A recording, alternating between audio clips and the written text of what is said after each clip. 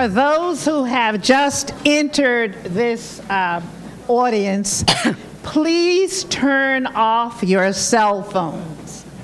If you just come in, please turn your phone off. At this time, ladies and gentlemen, we will have an exchange between the candidates for the 7th New York State Senate District. Elaine Phillips is the incumbent Republican candidate, and Anna Kaplan is her Democratic challenger. They will make their opening remarks, and then we will begin the question period. Opening remarks will be given first by candidate Phillips. Thank you, ma'am. All right, stand here for your opening. Good, I will.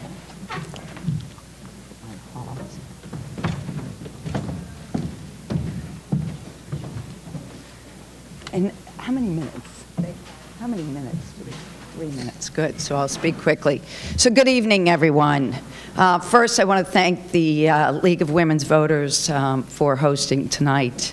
I want to thank the Unitarian Universalist Church for hosting the event in this beautiful hall. But most important, and Public Access TV, my old friends, for filming tonight. But most importantly, I want to thank you. I want to thank you for coming out tonight. I want to thank you for engaging.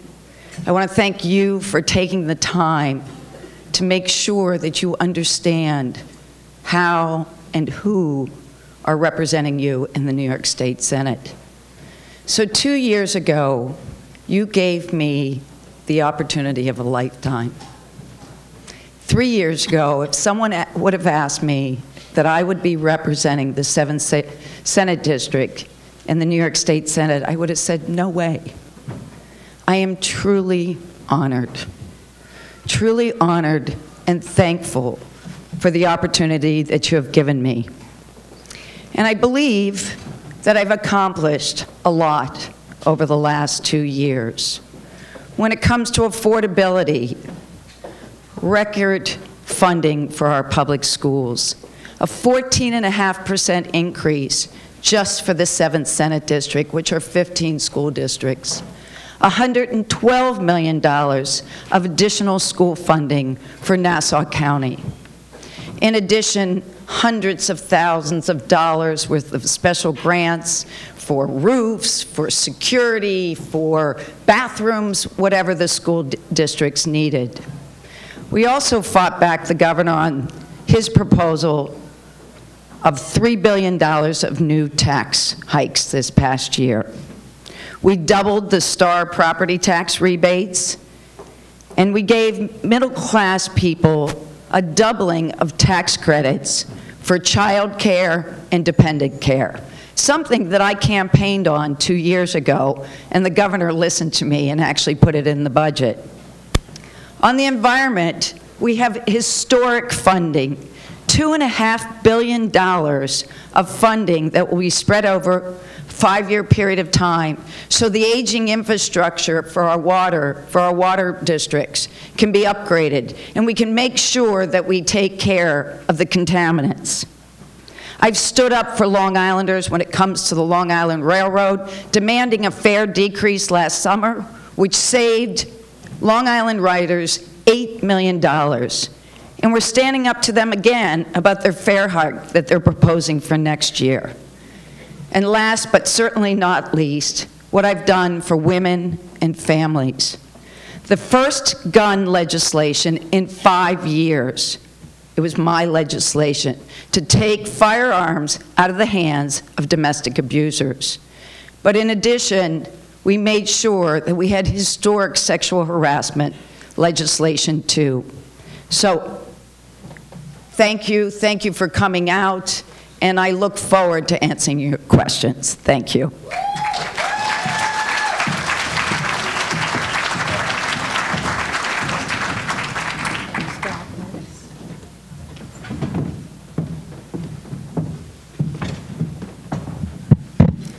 Good evening, everybody. Good evening, Senator Phillips. All the audience, thank you for coming here tonight. Thank you, League. And also thank you, UU, for making this available so that we could have this debate tonight. My name is Anna Manahemi Kaplan. I stand here before you truly humble and grateful. My story starts with me at age 13 coming to this country with one suitcase, no parents, and not speaking English well. And look at me now.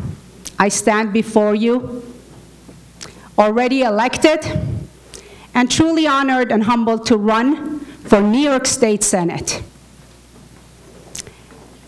I am grateful to this country for opening its arms to me and my family and giving me all the opportunities that I've had. And because I am so grateful, I'm running because I want to give back to this great country that has given me so much in my own small way. I want to make sure that other people can recognize and make their American dream come true. I am running for a few different reasons. I believe Senator Phillips does not represent this district. She does not represent the residents of this district well.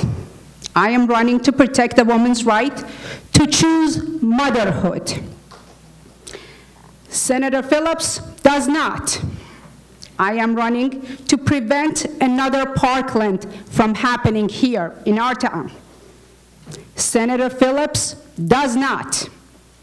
I am running to make sure that our public schools stay free and great, and protect them from charter schools. Senator Phillips was bought and paid for by charter schools.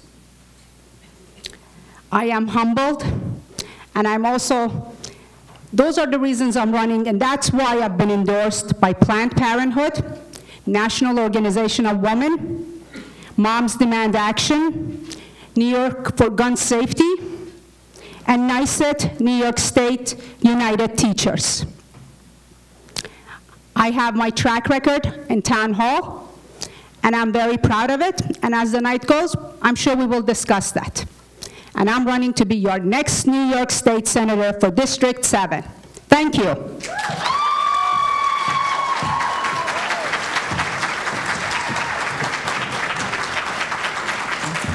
No clapping, please.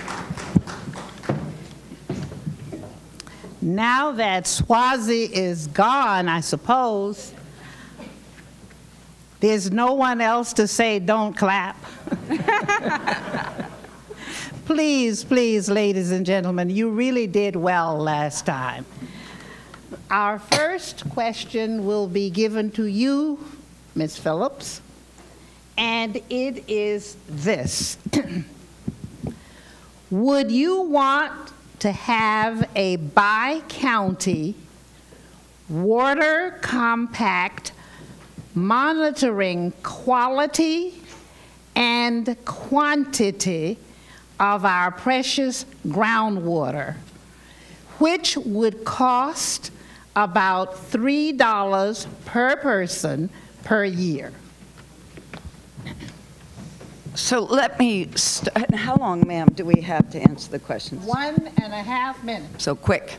So let me start by saying water is our most precious commodity here on Long Island. As many of you know, we drink the groundwater. And I've been involved with the Western Nassau Water Committee when I was a mayor. And in fact, when I was a mayor, we received some accolades because of what we were doing to protect our water quality here on Long Island. As your state senator, we put in place historic, as I mentioned, $2.5 billion towards water infrastructure. Already about $348 million of that has been dispersed last year. The governor hasn't released the money yet for 2018. I don't know what he's waiting for. Of that, 42 million has already come back here to Long Island. So the answer to the question is we need to do everything we possibly can. Last year, I was able to get the water districts throughout Long Island some funding for a software program called Water Track.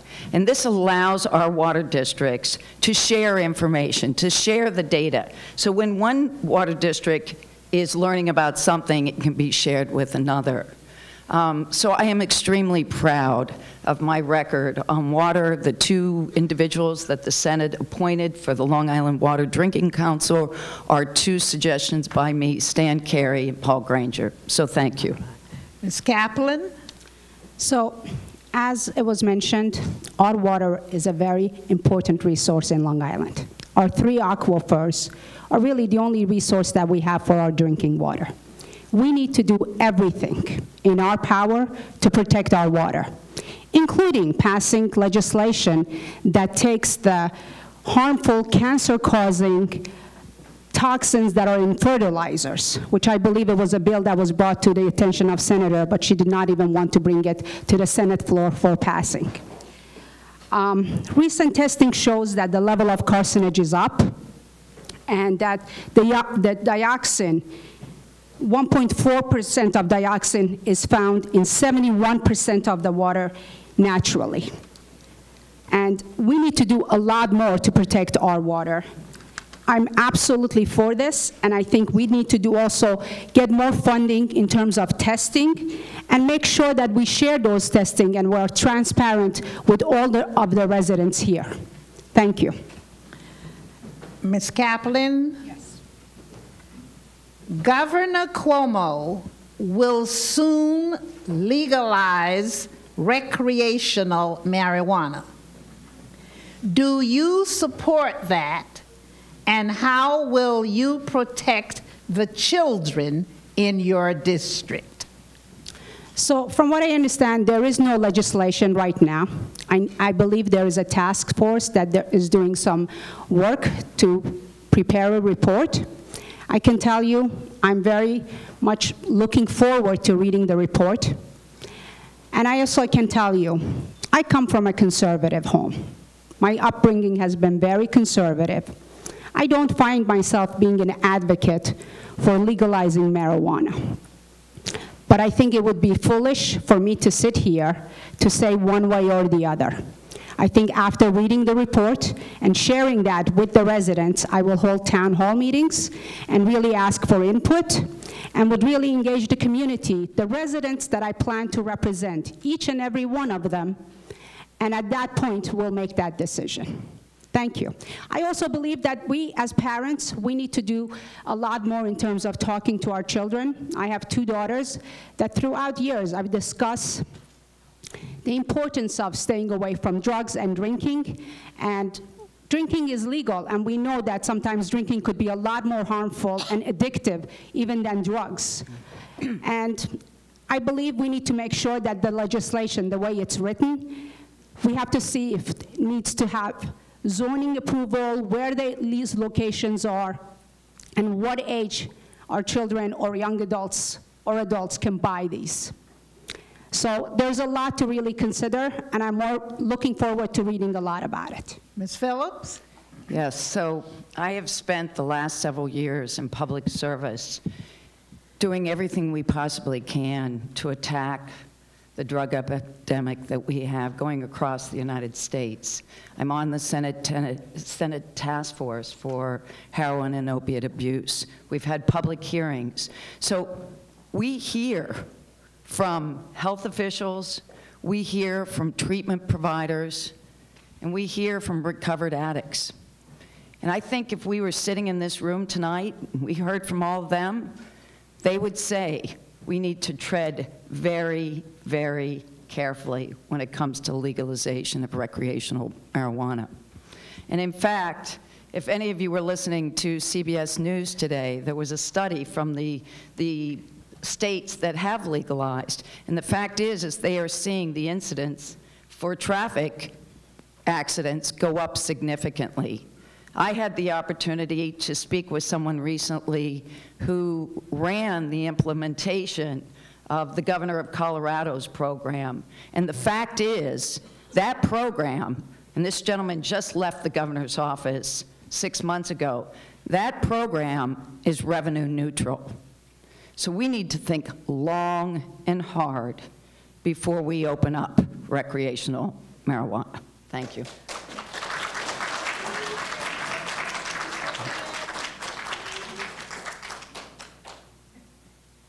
Ms. Phillips, Yes, ma'am.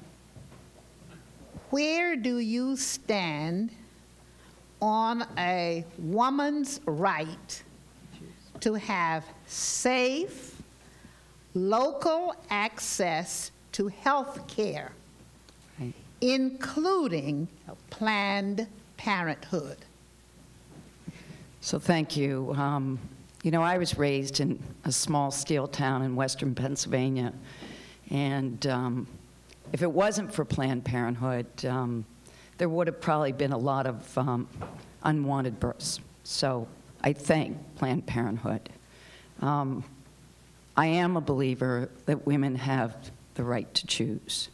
Even though my opponent continues to not get that correct, I do believe in a woman's right to choose.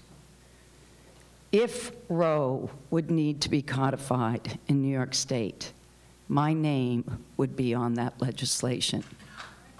What I don't believe is in late-term partial birth abortion, except for the health and the well-being of a woman.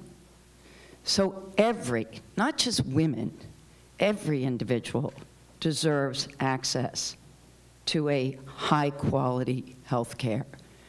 Women, men, and children. So thank you.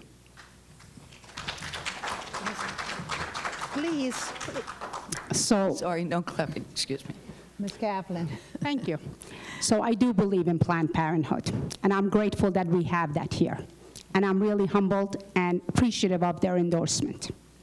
As many of you know, abortion is a felony in the state of New York past 24 weeks, even when the life of the mother is in danger and the fetus is not viable. Senator Phillips is calling this bill extreme, that it goes too far. This is not an extreme bill. This is the right thing to do, and we need to pass this. And I want you to know, I've met with many women. One of them who was well past her 24 weeks of pregnancy, who really wanted this child. Upon her visit to the doctor's office, she was told that the fetus will have Down syndrome and will not survive. To think about the trauma she was dealing with, and then not to be able to abort this child. She left the state to go to another state to abort because she didn't want to buy a plaque for this fetus. Most of these women want that right. What Senator Phillips is doing, she's putting fear out. She's not telling the truth. This is the right bill, and we need to pass this bill because Roe will be overturned by the Supreme Court, as we all think that it will. Thank you.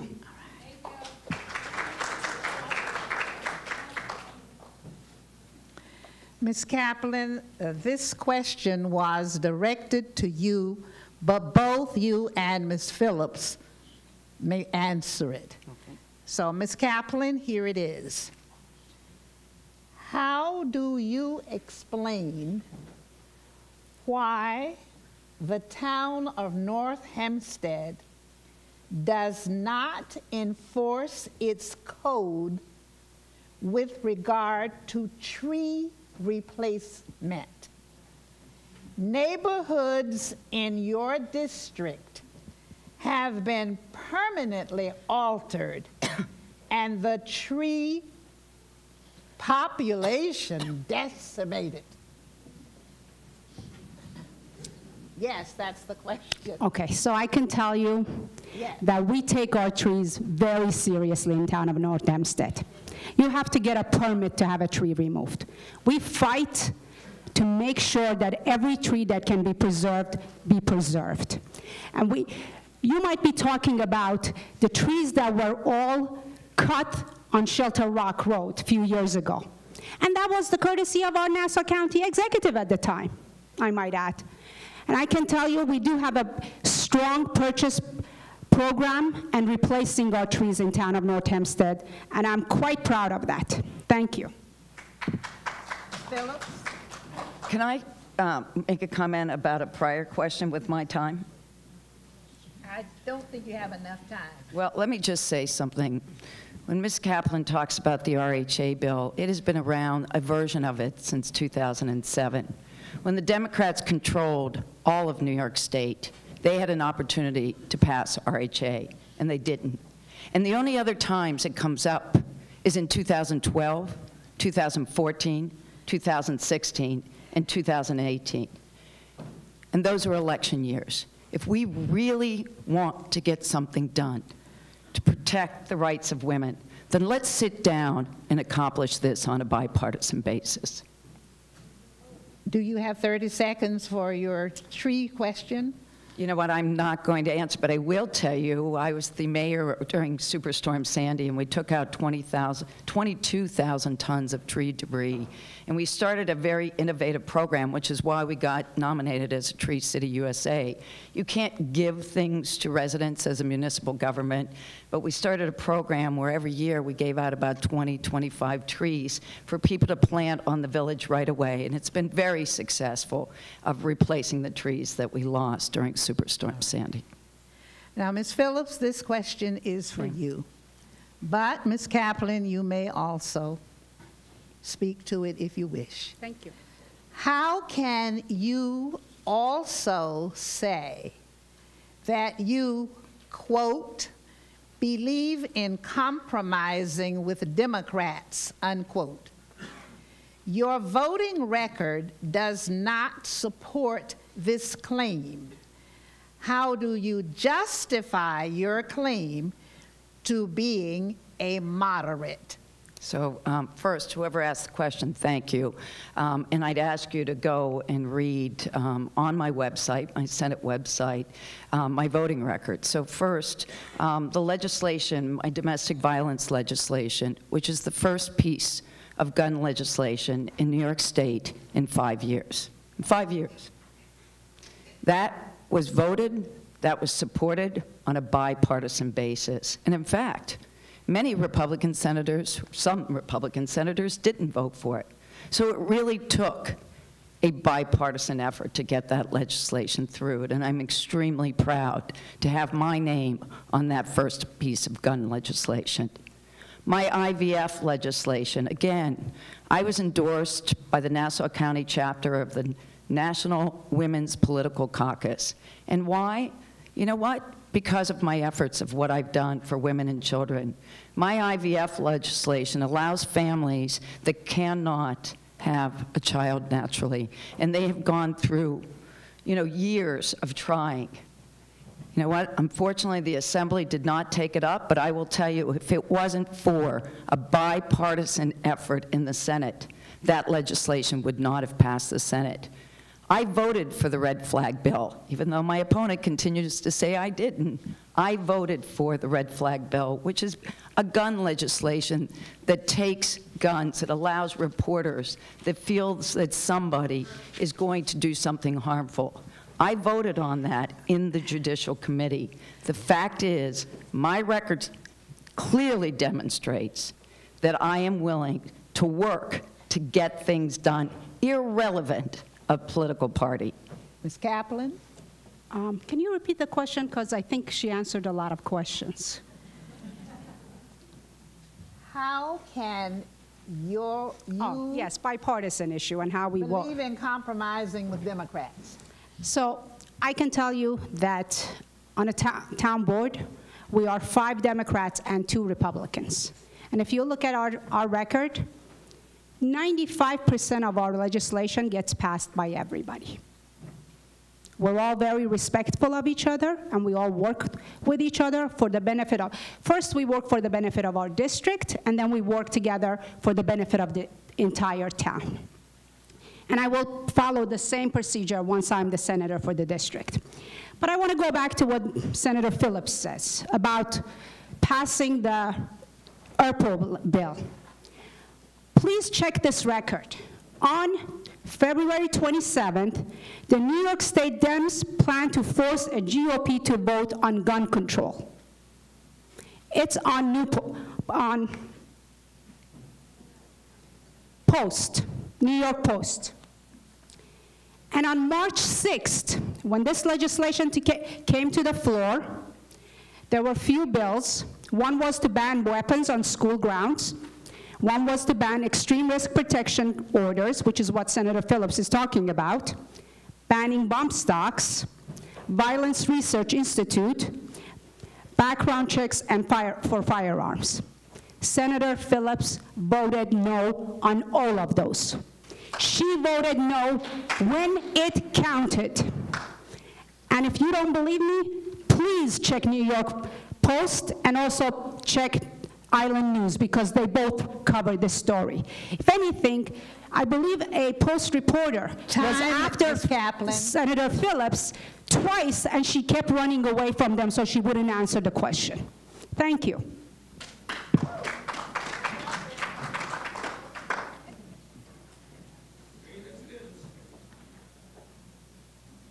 Ms. Kaplan again.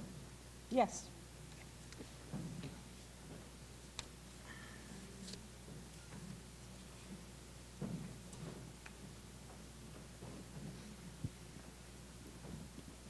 Can you defend your relationship with former Democratic Party chair, now in jail for tax evasion? Did he enlist government/town employees to help him?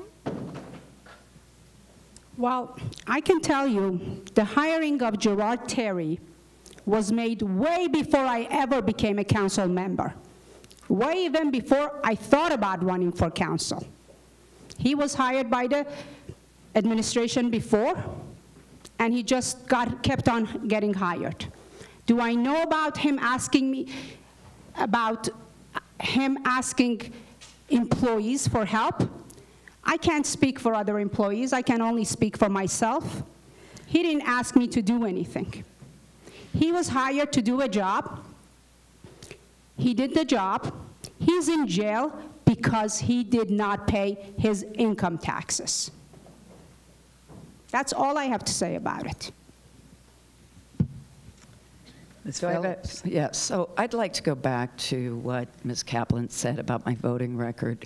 So let me give her and you all just a little bit of the procedural, the way things work, because she obviously doesn't understand it. So what was done in the New York Senate was called a hostile amendment. And when we're talking about something, say about the environment, someone can stand up and ask for a hostile amendment.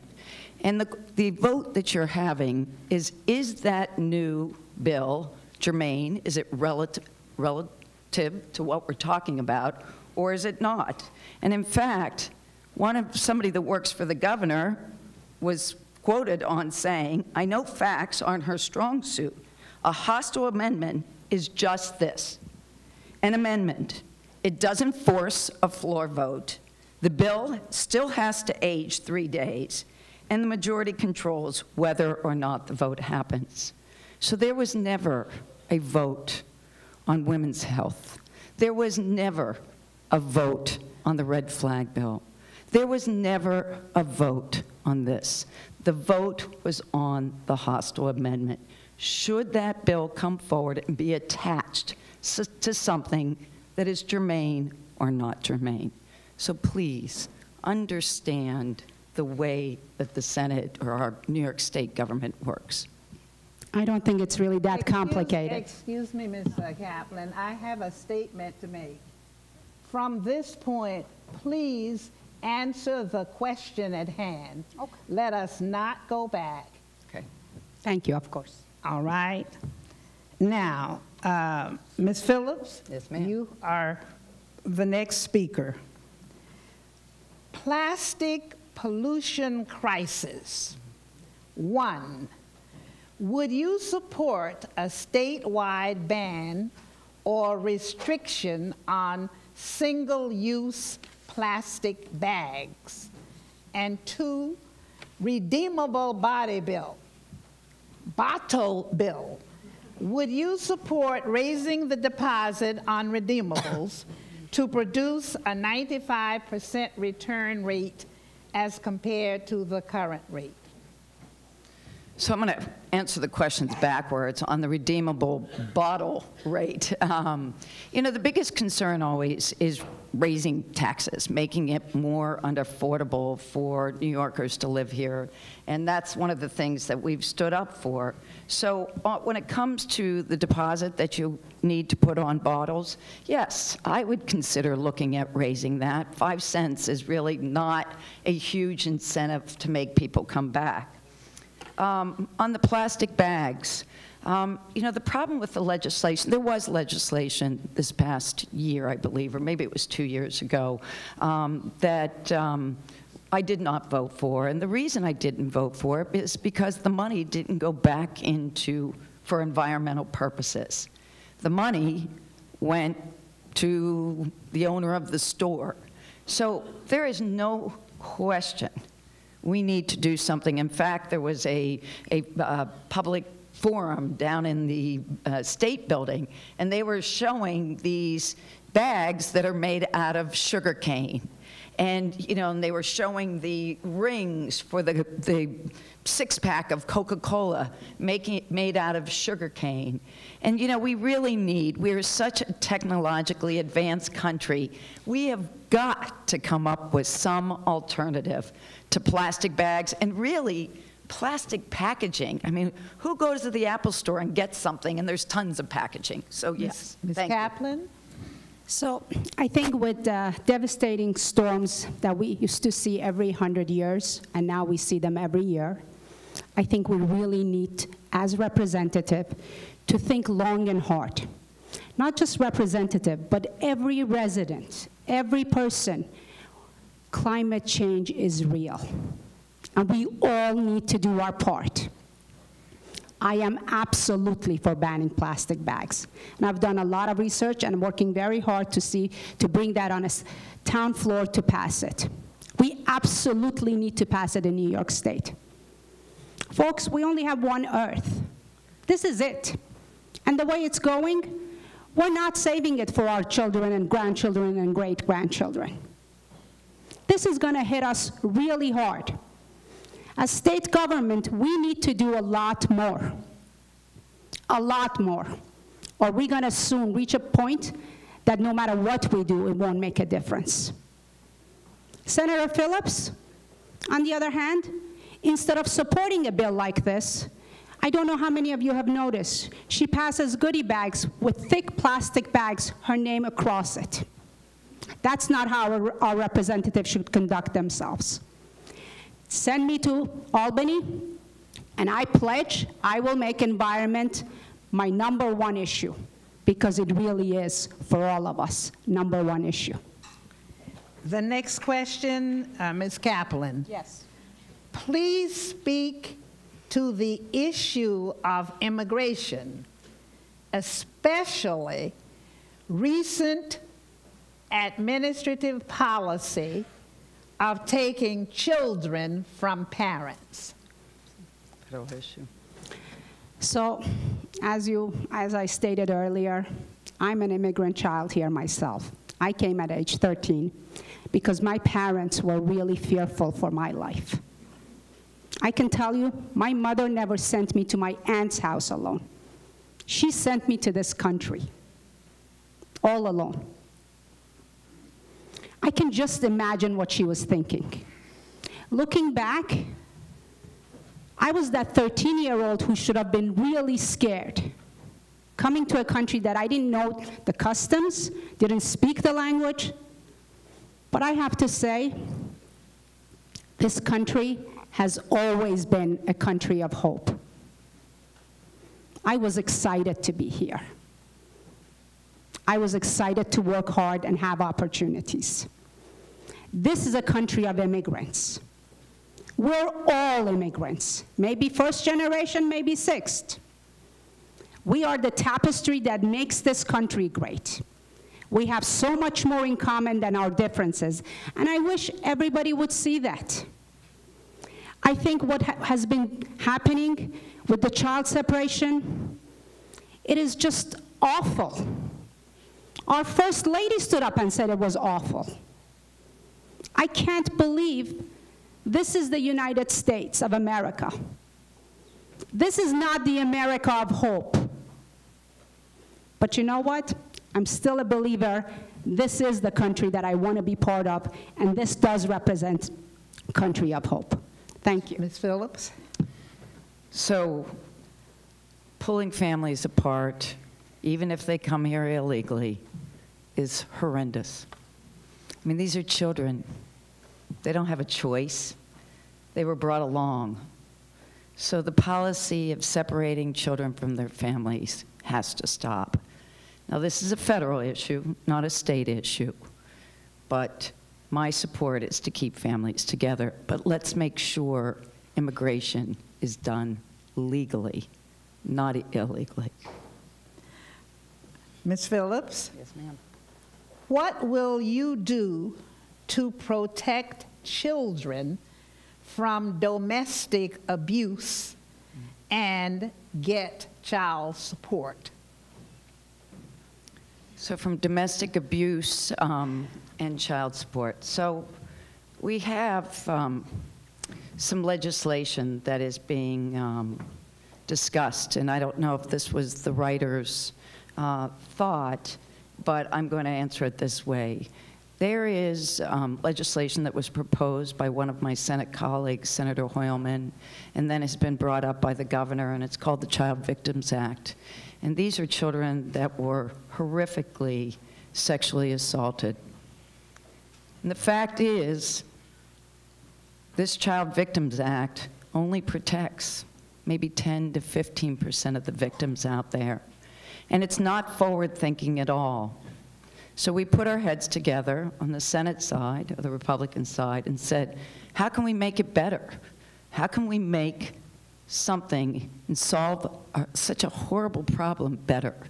And we created the Child Victims Fund. What it will do, it will allow all victims to be able to tap into a fund. It gets rid of the criminal statute of limitations forever, not just 50 years old when the Child Victims Act stops. It's forever. So if you're victimized and you're 52 years old, you can come forth. And it creates a fund so that these horrendous acts, that someone can get some restitution. Thank you. All right. My turn? Yes. Okay. So I believe we need to stand very strong for our children. They are our future. If we don't, we're shortchanging them and we're shortchanging ourselves. I was one of the first people who held a rally for Child Victims Act. It is about time for us to pass this bill in New York State Senate. It has been passed by Assembly for the last 5 cycles. But every time it goes to New York State Senate, it dies. Senator Phillips talks about this fund, the $300 million fund, that comes from confiscation of drugs, money to be put away to reimburse some of these people, some of these victims. But you know what these victims want? I've spoken to a lot of them. They want to have their day in court. They want to face their abusers and have closure. It is not just about money. It's about giving the opportunity to take the person to court. And we can't stand strong with people who have abused our beliefs, whether that being a religious institution, whether that being Girl Scout, whether that being Boy Scout. We need to put a stop to this. If we don't hold people accountable, this will keep on happening, as it has for decades and decades and decades. Send me to Albany, and I will make sure Child Victims Act gets passed. And that $300 million you're talking about, let's put it toward fixing our opioid crisis. Right. We have completed our questions, and it is your turn now to give your closing statement, Ms. Phillips. Thank you. So thank you, everyone. Thank you for giving us the opportunity to speak to you tonight. And thank you once again for giving me the opportunity to represent you in the 7th Senate District. I'm not going to repeat my record, but I am going to talk about why this election is so important. This election makes the difference between Long Island, upstate New York, the rest of New York State, having a voice in state government, or New York City controlling New York State. In the last few decades, we had single-party government in New York State once, and it happened in 2009 and 2010. And you know what happened? We got $14 billion of new taxes in a 2-year period of time. $124 million of school aid from the 7th Senate District was taken and given to New York City. We got the MTA payroll tax. So if you want a voice in New York State government, we must keep bipartisan government. The second highest person in the New York State government, Lieutenant Governor Hochul, was quoted in August saying, Long Island gets too much school aid. So as soon as we flip the Senate to the Democrats, we're going to take that school aid and give it to New York City. Mayor de Blasio is quoted in the New York Post in April saying, the best thing that can happen to New York City is that the Democrats get the Senate and we have single-party government. Look, I don't believe single-party government works in Washington, D.C. I don't believe it works here in New York State either. We must keep bipartisan government, and the way that we keep that is to get out and vote for me. So I want to just end by saying I am truly, truly thankful and honored to represent you, and I hope I have the opportunity to continue to finish the work that I'm doing. Thank you.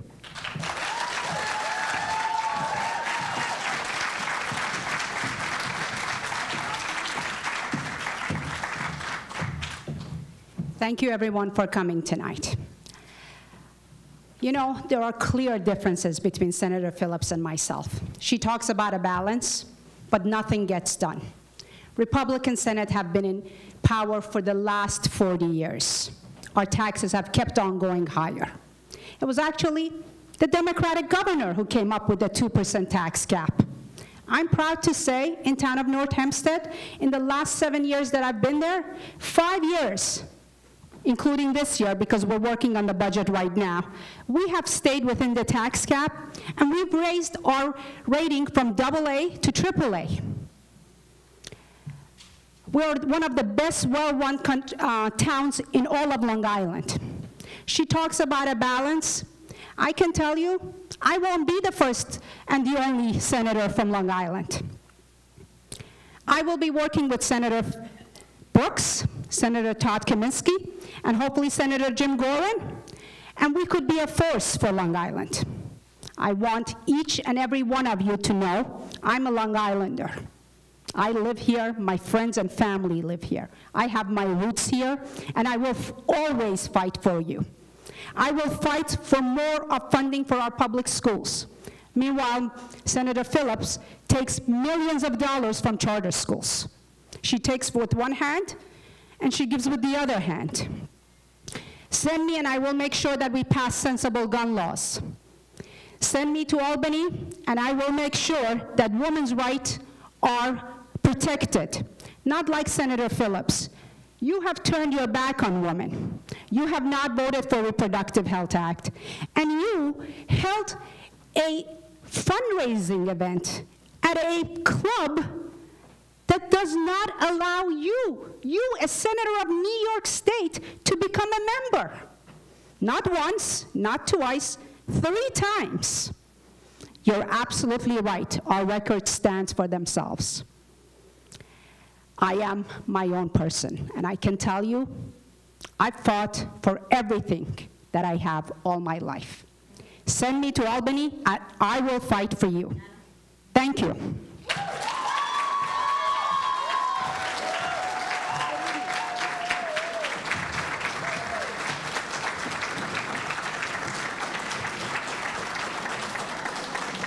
Thank you very much. In a few minutes, we will begin hearing our last 2 candidates. Thank you very much for keeping us organized and on topic.